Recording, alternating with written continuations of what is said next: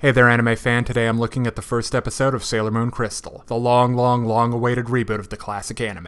Anticipated by you, maybe. Certainly was, but now it's here. This first episode is basically a repeat of the original anime's first episode. Ordinary middle school kid, Usagi, aka Serena, meets a mysterious cat one morning before school. She then spends the rest of the day doing her daily bull, including failing a test, hanging out at the local arcade, and getting locked out of the house by her mom for failing a test.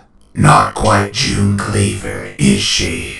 But that's not all. Dark forces are at work in Tokyo Town, as Jadeite has dispatched one of his Yoma minions to steal energy from the good people of Tokyo. And Serena's best friend Molly. Are you only using the Japanese names when it's convenient? Fine. Naru is caught in the crossfire, as the Dark Kingdom Yoma has replaced her mother to sell life force siphoning jewelry at rock-bottom prices out of the family store. But Luna isn't about to let that fly, so she deputizes Serena as Sailor Moon, and with her magic boomerang tiara, bawling her eyes out Black Canary style, and a little well-timed assistance from a stylishly dressed vigilante, Sailor Moon saves the day, at least for now. It's hard to get a read on the series as a whole from just the first episode, but from what I understand, this new series is going to be more faithful to the original manga. Unfortunately, I haven't read that, so I can't compare the two. But I will be pointing out how Crystal is different from Sailor Moon Classic. Let's look at our main character, Sailor Moon. Maybe it's just me, but she seems dumber this time around, and she was never on AIM's recruitment list if you know what I'm saying. And that's always been the problem with Meatball Head, especially at the beginning of her arc. Now, I know what they're going for.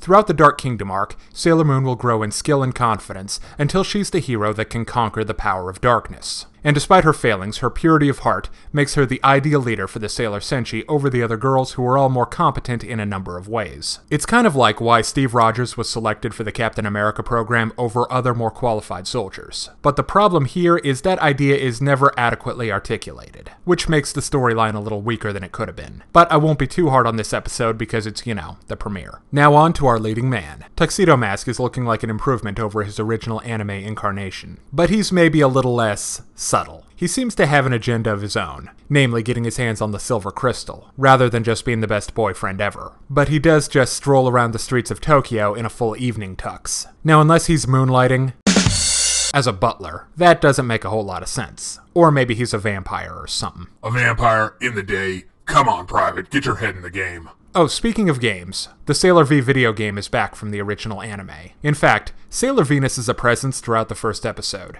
She's a local costumed crime fighter, apparently. I've always found this weird about the world of Sailor Moon. Apparently, Sailor V is a crime-fighting superhero, but the Sailor Scouts never actually fight any crime. They mainly slug it out with Dark Kingdom flunkies. But the fighting is usually fairly secretive or in some out-of-the-way location. They do save the world a whole bunch, but I don't see how anyone but the most dedicated conspiracy theorist or paranormal investigator could possibly know about it.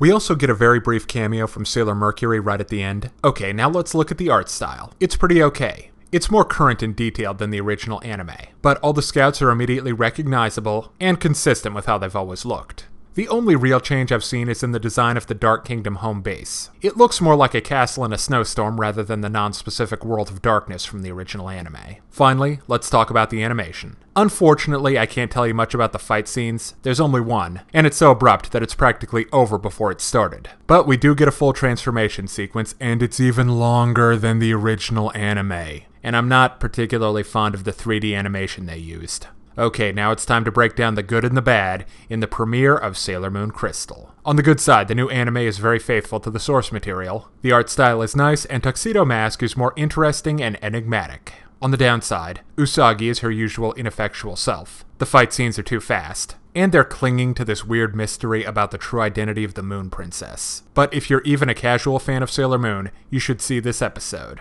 I give the premiere of Sailor Moon Crystal 3.5 out of 5. If you're interested in more reviews of anime, movies, TV shows, or video games, check out my channel on YouTube at StupidPrivate913, or find me on Facebook for video updates and more. Thanks for watching. Hey kids, today's show is brought to you by the letter 4 and the number potato! I'm a stupid private.